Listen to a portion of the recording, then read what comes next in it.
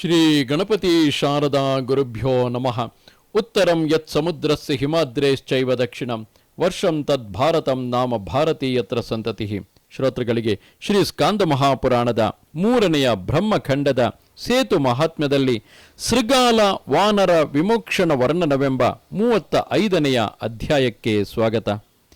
ಯಜ್ಞದೇವನು ಹೇಳುತ್ತಾನೆ, ಜ್ಞಾನಿಯು ಪರ ಅಪರ ವಿದ್ಯೆಗಳಲ್ಲಿ ಕುಶಲನು ಆದ ದೂರ್ವಾಸ ಮುನಿಯೇ, ಗುರುಪತ್ನಿ ಗಮನ ಮಾಡಿದ ಆ ದುರ್ವಿನೀತನು ಯಾವನು?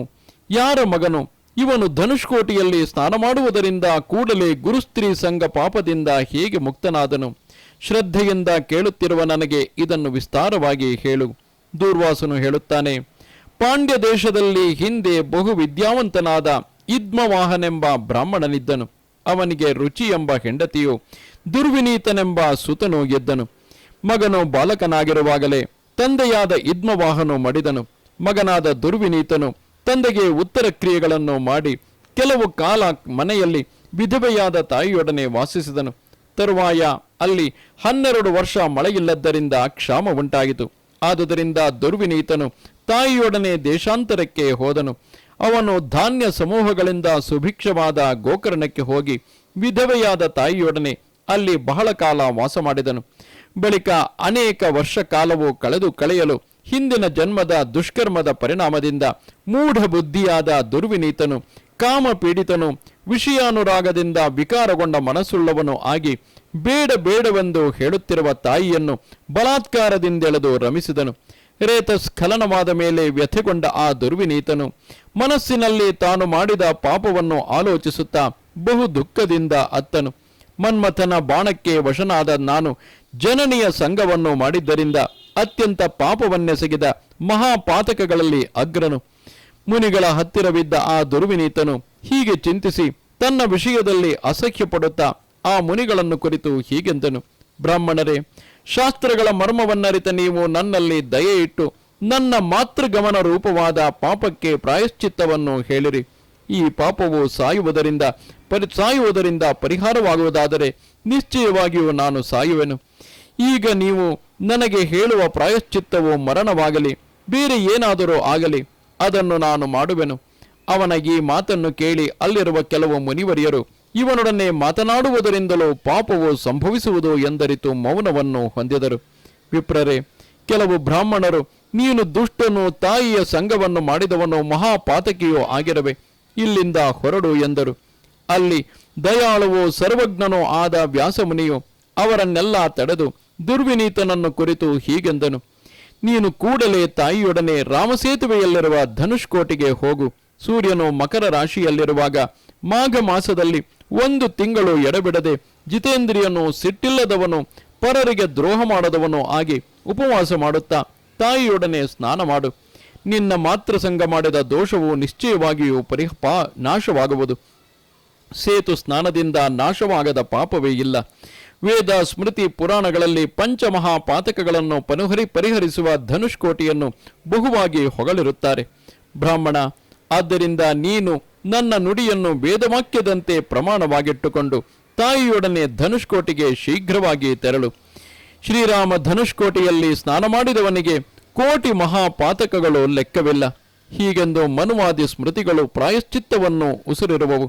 ಆದ್ದರಿಂದ ನೀನು ಮಹಾಪಾತಕವನ್ನು ಪರಿಹರಿಸುವ ಧನುಷ್ಕೋಟಿಗೆ ಹೋಗು. ವ್ಯಾಸನು ಹೀಗೆನ್ನಲು ದುರ್ವಿನೀತನು ತಾಯಿಯೊಡನೆ ವ್ಯಾಸನನ್ನು ವಂದಿಸಿ ಧನುಷ್ಕೋಟಿಗೆ ಹೋದನು. ಅಲ್ಲಿ ಸೂರ್ಯನು ಮಕರ ರಾಶಿಯಲ್ಲಿರಲು ಮಾಘ ಮಾಸದಲ್ಲಿ 1 ತಿಂಗಳು ನಿತ್ಯವೂ ತಾಯಿಯೊಡನೆ ಉಪವಾಸ ಮಾಡುತ್ತಾ ಸಿಟ್ಟಿಲ್ಲದವನು, ಜಿತೇಂದ್ರಿಯನೂ ಆಗಿ ಸಂಕಲ್ಪಪೂರ್ವಕವಾಗಿ ಮಿಂದು ತ್ರಿಕಾಲದಲ್ಲಿಯೂ ಭಕ್ತಿಯಿಂದ ರಾಮೇಶ್ವರನನ್ನು ನಮಸ್ಕರಿಸುತ್ತಾ ಶುದ್ಧ ಮನಸ್ಸುಳ್ಳವನಾಗಿ ತಾಯಿಯೊಡನೆ ತಿಂಗಳ ಕೊನೆಯಲ್ಲಿ ಪಾರಣೆ ಮಾಡಿ ಎಲ್ಲ ಸಮಾಚಾರವನ್ನು ತಿಳಿಸಲು ಮರಳಿ ವ್ಯಾಸನ ಬಳಿಗೆ ಹೋದನು. ಆ ದುರ್ವಿನೀತನು ವ್ಯಾಸನನ್ನು ವಂದಿಸಿ ಹೀಗೆಂದನು. ದುರ್ವಿನೀತನು ಹೇಳುತ್ತಾನೆ, ದಯಾಳುವೋ ಮಹಾತ್ಮನೋ ಪೂಜ್ಯನೋ ಆದ ವ್ಯಾಸನೇ, ನಾನು ನಿನ್ನ ದಯೆಯಿಂದ ಶ್ರೀರಾಮನ ಧನುಷ್ಕೋಟಿಯಲ್ಲಿ ಜನನಿಯೊಡನೆ ಮಾಘ ಮಾಸದಲ್ಲಿ ಉಪವಾಸ ಮಾಡುತ್ತಾ 1 ತಿಂಗಳು ಆಲಸ್ಯವಿಲ್ಲದೆ ರಾಮೇಶ್ವರನನ್ನು ಸ್ಮರಿಸುತ್ತಾ ಮಿಂದೆನು. ಭಕ್ತ ಪ್ರಿಯನಾದ ವ್ಯಾಸನೇ, ನೀನು ಇನ್ನು ಮುಂದೆ ನಾನು ಮಾಡತಕ್ಕ ಕರ್ತವ್ಯವನ್ನು ಉಪದೇಶಿಸು ಎನ್ನಲು ಆ ದುರ್ವಿನೀತನ ಮಾತನ್ನು ಕೇಳಿ ನಾರಾಯಣಾಂಶಜನಾದ ವ್ಯಾಸಮುನಿಯು ಅವನನ್ನು ಕುರಿತು ಇಂತೆಂದನು. ವ್ಯಾಸನು ಹೇಳುತ್ತಾನೆ, ದುರ್ವಿನೀತ, ನಿನ್ನ ಮಾತೃಗಮನದಿಂದ ಉಂಟಾದ ಪಾಪವು ಈಗ ಶಾಂತವಾಗಿದೆ. ನಿನ್ನ ಸಂಬಂಧದಿಂದ ನಿನ್ನ ತಾಯಿಗೆ ಸಂಭವಿಸಿದ ಪಾಪವು ಪರಿಹಾರವಾಗಿದೆ. ನೀನು ಸಂದೇಹ ಪಡಬೇಡ, ನಾನು ನಿಜವಾಗಿ ಹೇಳಿರುವೆನು. ನಿನ್ನ ಬಂಧು ಬಳಗದವರು, ಇತರ ಬ್ರಾಹ್ಮಣರು ನಿನ್ನನ್ನು ತಾಯಿಯೊಡನೆ ಪರಿಗ್ರಹಿಸುವರು. ನನ್ನ ಅನುಗ್ರಹದಿಂದ ಧನುಷ್ಕೋಟಿಯಲ್ಲಿ ಸ್ನಾನ ಮಾಡಿದುದರಿಂದ ಶುದ್ಧನಾದ ನೀನು ವಿವಾಹ ಮಾಡಿಕೊಂಡು ಗೃಹಸ್ಥ ಧರ್ಮವನ್ನು ಆಚರಿಸು. ನೀನು ಯಾವಾಗಲೂ ಪ್ರಾಣಿ ಹಿಂಸೆಯನ್ನು ತ್ಯಜಿಸು. ಸನಾತನ ಧರ್ಮವನ್ನು ಸೇವಿಸು. ಸಜ್ಜನರನ್ನು ಭಕ್ತಿಯಿಂದ ಸಹಿತವಾದ ಮನಸ್ಸಿನಿಂದ ಸೇವಿಸು. ಸಂಧ್ಯಾವಂದನೆ ಮೊದಲಾದ ನಿತ್ಯ ಕರ್ಮಗಳನ್ನು ಬಿಡಬೇಡ. ಇಂದ್ರಿಯಗಳನ್ನು ಜಯಿಸು. ಹರಿಹರರನ್ನು ಪೂಜಿಸು. ಇತರರ ಅಪವಾದಗಳನ್ನು ಕೇಳಬೇಡ.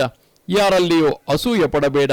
ಮತ್ತೊಬ್ಬನ ಏಳಿಗೆಯನ್ನು ಕಂಡು ವ್ಯರ್ಥವಾಗಿ ವ್ಯಥೆ ಪಡಬೇಡ. ಪರರ ಪತ್ನಿಯರನ್ನು ತಾಯಿಯರಂತೆ ನೋಡು. ಅಧ್ಯಯನ ಮಾಡಿದ ವೇದಗಳನ್ನೆಲ್ಲ ಒಂದು ವೇಳೆಯೂ ಮರೆಯಬೇಡ. ಅತಿಥಿಗಳನ್ನು ಅವಮಾನ ಮಾಡಬೇಡ. ಪಿತೃಮರಣ ದಿನದಲ್ಲಿ ಶ್ರಾದ್ದವನ್ನು ಮಾಡು. ನೀನು ಸ್ವಪ್ನದಲ್ಲಿಯೂ ಬೇರೆಯವರಿಗೆ ಚಾಡಿ ಹೇಳಬೇಡ. ಯಾವಾಗಲೂ ಇತಿಹಾಸ ಪುರಾಣಗಳನ್ನು, ಧರ್ಮಶಾಸ್ತ್ರಗಳನ್ನು, ವೇದಾಂತವನ್ನು, ವೇದಾಂಗಗಳನ್ನು ಅವಲೋಕಿಸು. ಹರಿಹರರ ನಾಮಗಳನ್ನು ನಾಚಿಕೆಯಿಲ್ಲದೆ ಹೇಳು. ಜಾಬಾಲೋಪನಿಷತ್ತಿನ ಮಂತ್ರಗಳಿಂದ ತ್ರಿಪುಂಡ್ರವನ್ನು ಧರಿಸು.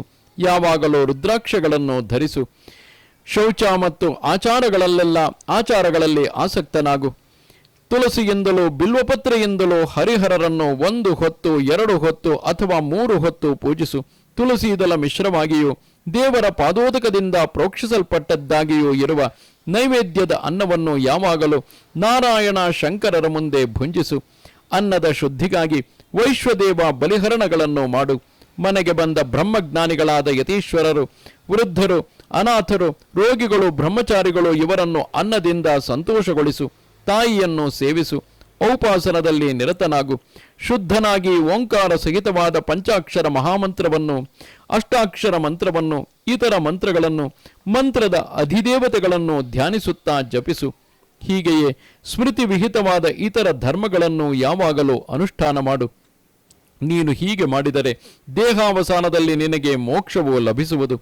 ವ್ಯಾಸಮುನಿಯು ಹೀಗೆ ಹೇಳಲು ದುರ್ವಿನೀತನು ಅವನನ್ನು ವಂದಿಸಿ ಅವನು ಹೇಳಿದುದನ್ನೆಲ್ಲ ಮಾಡಿ ದೇಹಾವಸಾನದಲ್ಲಿ ಮೋಕ್ಷವನ್ನು ಪಡೆದನು. ಅವನ ತಾಯಿಯು ಮೃತಳಾಗಿ ಧನುಷ್ಕೋಟಿಯಲ್ಲಿ ಮಿಂದ ಕಾರಣದಿಂದ ಮರಳಿ ಜನ್ಮವನ್ನೀಯುವ ಮುಕ್ತಿಯನ್ನು ಹೊಂದಿದಳು. ದೂರ್ವಾಸನು ಹೇಳುತ್ತಾನೆ, ಯಜ್ಞದೇವ, ಹೀಗೆ ಧನುಷ್ಕೋಟಿಯಲ್ಲಿ ಮಿಂದುದರಿಂದ ದುರ್ವಿನೀತನಿಗೂ ಅವನ ತಾಯಿಗೂ ಮೋಕ್ಷವು ಲಭಿಸಿದ ರೀತಿಯನ್ನು ನಿನಗೆ ಹೇಳಿರುವೆನು. ನೀನು ಬ್ರಹ್ಮಹತ್ಯೆಯ ಶುದ್ಧಿಗಾಗಿ ಈ ಮಗನನ್ನು ಕರೆದುಕೊಂಡು ಮೋಕ್ಷವನ್ನೀಯುವ ಧನುಷ್ಕೋಟಿಗೆ ತೆರಳು. ಸಿಂಧುದ್ವೀಪನು ಹೇಳುತ್ತಾನೆ, ಹೀಗೆ ದೂರ್ವಾಸನು ಹೇಳಲು ಯಜ್ಞದೇವನು ತನ್ನ ಮಗನನ್ನು ಕರೆದುಕೊಂಡು ಧನುಷ್ಕೋಟಿಗೆ ಹೋದನು. ನರಿ, ಕಪಿಗಳೇ, ಆ ಯಜ್ಞದೇವನು ಅಲ್ಲಿ 6 ತಿಂಗಳು ಮಗನೊಡನೆ ಪರಿಶುದ್ಧನಾಗಿ ವಾಸಿಸಿದನು. ಅವನು ಮಗನೊಡನೆ 6 ತಿಂಗಳು ಧನುಷ್ಕೋಟಿಯಲ್ಲಿ ಮಿಂದನು. 6 ತಿಂಗಳಾದ ಮೇಲೆ ಅಶರೀರವಾಣಿಯು ಯಜ್ಞದೇವನನ್ನು ಕುರಿತು ಹೀಗೆಂದಿತು, ದ್ವಿಜವರ್ಯನಾದ ಯಜ್ಞದೇವನೇ, ನಿನ್ನ ಸುತನೀಗ ಬ್ರಹ್ಮಹತ್ಯೆ, ಸ್ವರ್ಣಸ್ಥೇಯ, ಸುರಾಪಾನ, ಬೇಡರ ಸ್ತ್ರೀ ಸಂಘ ಇವುಗಳಿಂದಲೂ ಇತರ ಪಾಪಗಳಿಂದಲೂ ಮುಕ್ತನಾಗಿರುವನು. ಸಂದೇಹ ಪಡಬೇಡ. ಆ ಅಶರೀರವಾಣಿಯು ಹೀಗೆಂದು ಸುಮ್ಮನಾಗಲು ಯಜ್ಞದೇವನು ಆ ಅಶರೀರಿಣಿ ವಾಕ್ಯವನ್ನು ಕೇಳಿದನು. ಸಂತೋಷಗೊಂಡು ಮಗನೊಡನೆ ರಾಮೇಶ್ವರನನ್ನು ಸೇವಿಸಿ ಧನುಷ್ಕೋಟಿಯನ್ನು ವಂದಿಸಿ ತನ್ನ ದೇಶವನ್ನು, ಗ್ರಾಮವನ್ನು, ಮನೆಯನ್ನು ಸೇರಿ ಸತಿ ಪುತ್ರರೊಡನೆ ಅತಿ ಸುಖದಿಂದ ಬಹಳ ಕಾಲ ವಾಸ ಮಾಡುತ್ತಿದ್ದನು. ಸಿಂಧುದ್ವೀಪನು ಹೇಳುತ್ತಾನೆ, ನರಿ, ಕಪಿಗಳೇ, ನಾನು ನಿಮಗೆ ಹೀಗೆ ಯಜ್ಞದೇವನ ಮಗನಾದ ಸುಮತಿಯು ಧನುಷ್ಕೋಟಿಯಲ್ಲಿ ಸ್ನಾನ ಮಾಡಿದ್ದರಿಂದ ಮಹಾಪಾಪಗಳಿಂದ ಮುಕ್ತನಾದುದನ್ನು ಹೇಳಿರುವೆನು. ಆದ್ದರಿಂದ ನೀವು ಪಾಪದ ಶುದ್ಧಿಗಾಗಿ ಆ ಧನುಷ್ಕೋಟಿಗೆ ಹೋಗಿರಿ. ಬೇರೆ 10,000 ಪ್ರಾಯಶ್ಚಿತ್ತಗಳಿಂದಲೂ ಪಾಪವು ನಾಶವಾಗಲಾರದು. ಶ್ರೀ ಸೂತನು ಹೇಳುತ್ತಾನೆ, ಬ್ರಾಹ್ಮಣರೇ, ಸಿಂಧುದ್ವೀಪನ ಈ ನುಡಿಯನ್ನು ಕೇಳಿ ಆ ನರಿ, ಕಪಿಗಳು ಬಹುದೂರ ದಾರಿಯನ್ನು ನಡೆದು ಕಷ್ಟದಿಂದ ಧನುಷ್ಕೋಟಿಯನ್ನು ಸೇರಿ ಅದರ ನೀರಿನಲ್ಲಿ ಮಿಂದು ಸಕಲ ಪಾಪಗಳಿಂದ ಮುಕ್ತರಾದರು. ಬಳಿಕ ಉತ್ತಮ ವಿಮಾನವನ್ನೇರಿ ದೇವತೆಗಳಿಂದ ಹೂಮಳೆ ಸುರಿಸಲ್ಪಟ್ಟವರು, ಅತಿ ತೇಜಸ್ವಿಗಳು, ಹಾರ, ಭುಜಕೀರ್ತಿ, ಕಿರೀಟ, ಬಳೆ ಮುಂತಾದವುಗಳಿಂದ ಅಲಂಕರಿಸಲ್ಪಟ್ಟವರು, ಸುರಾಂಗನೆಯರು ಬೀಸುತ್ತಿರುವ ಚಾಮರಗಳಿಂದ ಪ್ರಕಾಶಮಾನರು ಆಗಿ ರಮ್ಯವಾದ ಅಮರಾವತಿಯನ್ನು ಸೇರಿ ಇಂದ್ರನ ಅರ್ಧಾಸನವನ್ನು ಪಡೆದರು. ವಿಪ್ರರೇ, ನರಿ, ಕಪಿಗಳು ಧನುಷ್ಕೋಟಿಯಲ್ಲಿ ಸ್ನಾನ ಮಾಡಿದುದರಿಂದ ಪಾಪ ಮುಕ್ತರಾದುದನ್ನು ನಿಮಗೆ ಹೇಳಿರುವೆನು.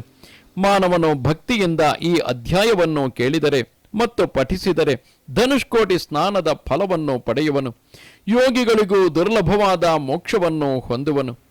ಇಲ್ಲಿಗೆ 81,000 ಶ್ಲೋಕಗಳ ಸಂಹಿತೆಯೆಂದು ಪ್ರಸಿದ್ಧವಾದ ಶ್ರೀ ಸ್ಕಾಂದ ಮಹಾಪುರಾಣದ 3ನೆಯ ಬ್ರಹ್ಮಖಂಡದ ಸೇತು ಮಹಾತ್ಮ್ಯದಲ್ಲಿ ಧನುಷ್ಕೋಟಿ ಪ್ರಶಂಸೆಯಲ್ಲಿ ಶೃಗಾಲ ವಾನರ ವಿಮೋಕ್ಷಣ ವರ್ಣನವೆಂಬ 35ನೆಯ ಅಧ್ಯಾಯವು ಮುಗಿದುದು. ನಮಸ್ತೆ ಶಾರದೆ ದೇವಿ ಕಾಶ್ಮೀರ ಪುರವಾಸಿನಿ ತ್ವಾಮಹಂ ಪ್ರಾರ್ಥಯೇ ನಿತ್ಯಂ ವಿದ್ಯಾದಾನಂಚ ದೇಹಿಮೆ. ನಮಸ್ಕಾರ.